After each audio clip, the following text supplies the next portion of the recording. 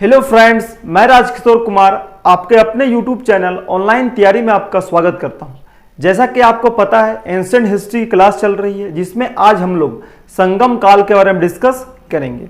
पिछले वीडियो में हम लोग मौर्योत्तर काल के बारे में डिस्कस किए थे। उसमें क्या देखे थे, तो मौर्यों के पतन के बाद जिन राजवंशों का उदय हुआ उसको हम लोग दो भागों में बांटकर अध्ययन किए थे, एक देशी उत्तराधिकारी और विदेशी उत्तराधिकारी। देशी में क्या पढ़े थे, शुंग वंश, कर्ण वंश, सातवाहन वंश और वाकाटक वंश। विदेशी में क्या पढ़े थे, तो हिंद यूनानी, शक वंश, पहलव वंश और कुषाण वंश। ये 8 वंशों के बारे में डिस्कस कर चुके थे। तो आज उससे आगे संगम काल के बारे में डिस्कस करेंगे। तो चलिए स्टार्ट करते हैं।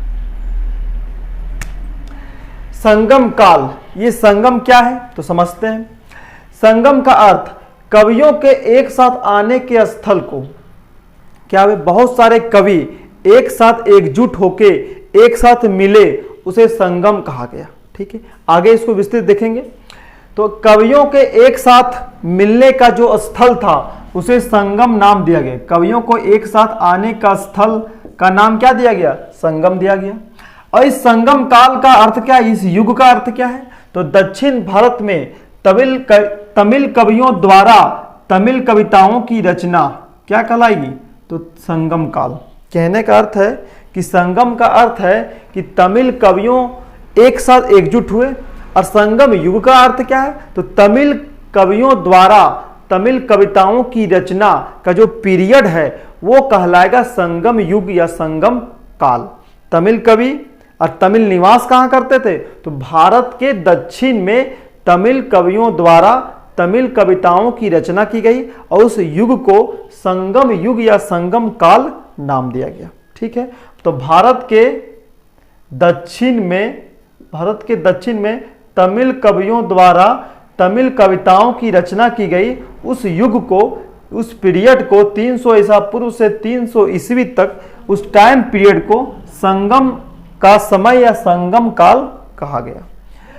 अब उसके बाद क्या हुआ, तो 3 संगम आयोजित किए गए। कितने संगम आयोजित किए गए, 3 संगम आयोजित किए गए। कौन कौन से संगम थे, तो पहला संगम, दूसरा संगम और तीसरा संगम। ये पहला संगम हुआ कहां, तो ये पहला संगम मदुरै में हुआ। ये मदुरै है कहां, तो ये तमिलनाडु में है। तो प्रथम संगम हुआ कहां, मदुरै में हुआ। दूसरा संगम कहां हुआ, कपाटपुरम में हुआ। तृतीय संगम कहां पे हुआ, तो उत्तरी मदुरै में हुआ। इसको रिपीट करना, 1-2 बार पढ़ेंगे याद हो जाएगा। पहला संगम मदुरै, दूसरा संगम कपाटपुरम, तीसरा संगम उत्तरी मदुरै। 3 संगम हुए, पहला, दूसरा, तीसरा। नेक्स्ट है प्रथम संगम के अध्यक्ष कौन थे, तो अगस्त ऋषि थे। दूसरे संगम के अध्यक्ष कौन थे, अगस्त ऋषि, दोनों के अगस्त ऋषि ही थे। और तीसरे संगम के अध्यक्ष नक्कीरर थे। बहुत आसान है। पहले संगम का अध्यक्ष अगस्त ऋषि, दूसरे संगम का अध्यक्ष अगस्त ऋषि और तीसरे संगम के अध्यक्ष नक्कीरर। नेक्स्ट है प्रथम संगम में कौन से ग्रंथ की रचना हुई, तो अगस्त्यम ग्रंथ की रचना हुई। कौन से ग्रंथ की रचना हुई, अगस्त्यम ग्रंथ की रचना हुई। द्वितीय संगम में किस ग्रंथ की रचना हुई, तो तोलकाप्पियम ग्रंथ की रचना हुई। और तृतीय संगम में किस ग्रंथ की रचना हुई, तो इतितोगई ग्रंथ की रचना हुई। फिर से देखते हैं, प्रथम संगम, द्वितीय संगम, तृतीय संगम। प्रथम संगम कहां हुआ, मदुरै में हुआ। द्वितीय संगम कहां हुआ, कपाटपुरम में। तृतीय संगम कहां हुआ, उत्तरी मदुरै में।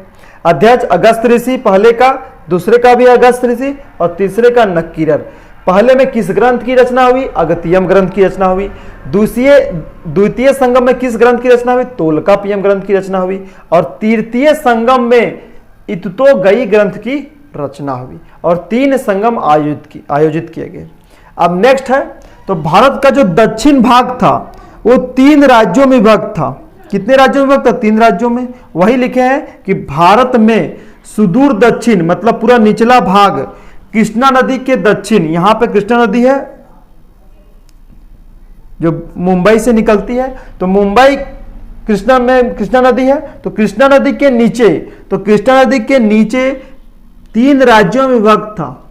कौन कौन से राज्य था, तो चेर था, चोल था और पांड्य था। ठीक है, तो भारत का जो दक्षिण था, अभी भारत के दक्षिण का क्या नाम है, भारत का दक्षिण इलाका है तो ये केरल है, ये तमिलनाडु है, ये आंध्र प्रदेश है, ये मुंबई है, ये गुजरात है, ये राजस्थान है, ऐसे इस तरह नाम है। तो उस समय 300 ईसा पूर्व से लेकर 300 ईस्वी तक ये जो निचला राज्य था वो उनका क्या क्या नाम था?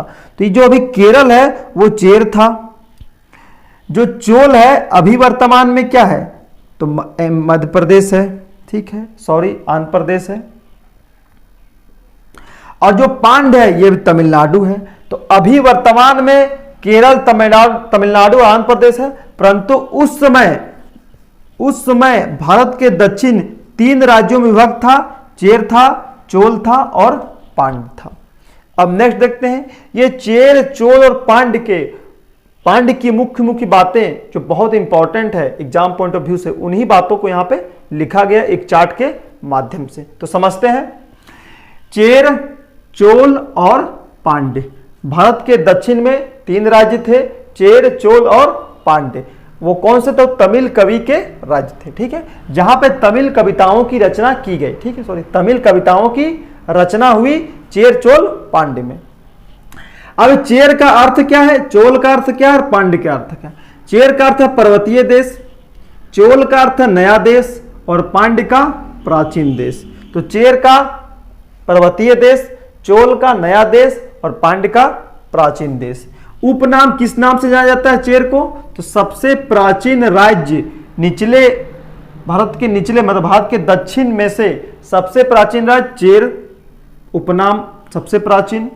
चोल, इन तीनों राज्यों में सबसे शक्तिशाली चोल था और पांड्य दक्षिणी राज्य के नाम से जाना जाता था। नेक्स्ट है, यह कहां पे फैला हुआ था? तो चेर केरल में था, किस नदी किनारे? कावेरी नदी। चोल कहां था? तो आंध्र प्रदेश में था, किस नदी किनारे? पेन्नार और बेलार नदी के किनारे। पांड्य कहां पे निवास करते थे? तमिलनाडु में, अभी वर्तमान में तमिलनाडु राज्य है, उस समय पांड्य निवास करते थे, वो पांड्य राज्य था, किस नदी किनारे? कावेरी नदी के किनारे। अब देखिए, चेर की राजधानी, चोल की राजधानी और पांड्य की राजधानी। तो चेर की राजधानी कहां थी? करुयूर थी, चेर की राजधानी करुयूर, चोल की राजधानी उरेयूर और पांड्य की राजधानी मदुरै।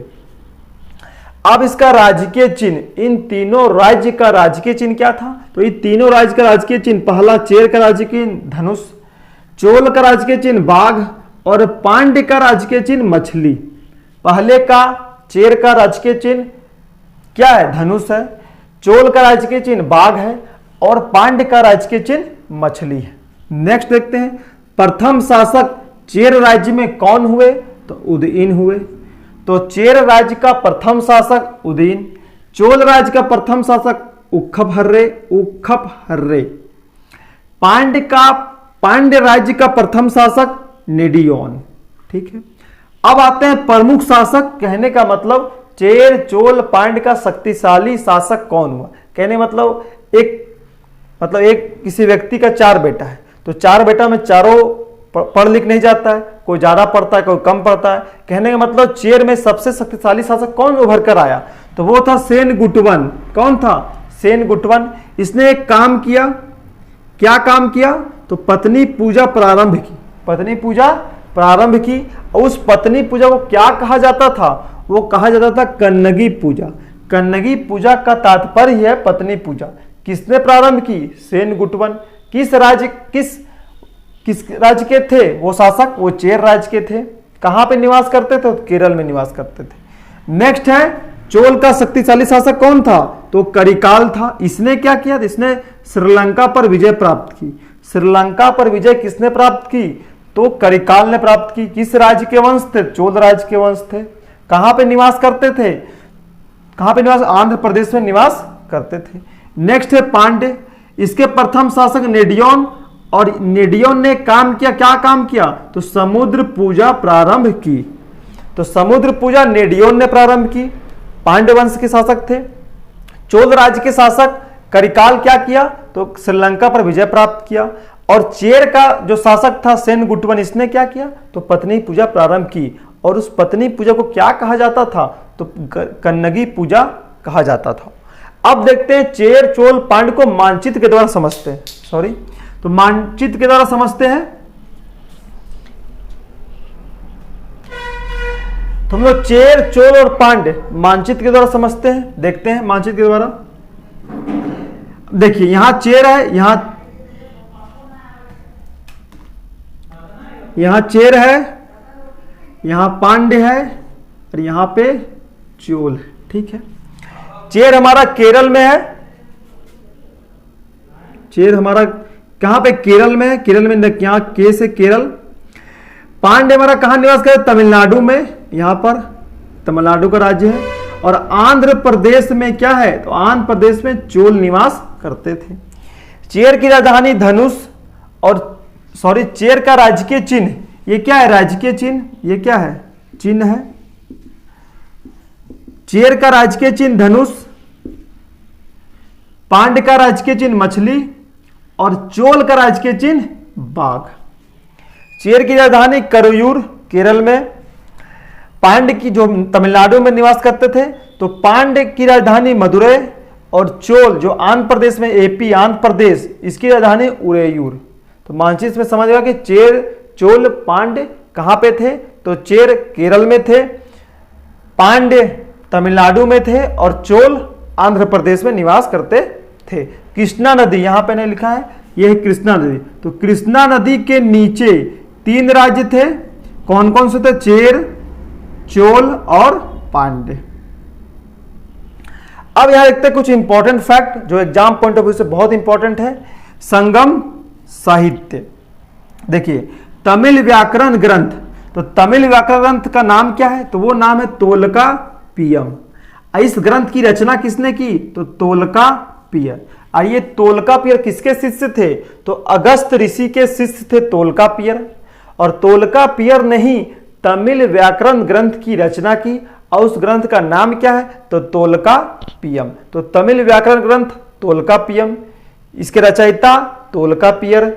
और ये तोलकापियम किस संगम के ग्रंथ है, मतलब किस संगम में इसकी रचना हुई, तो द्वितीय संगम में तोलकापियम ग्रंथ की रचना हुई थी।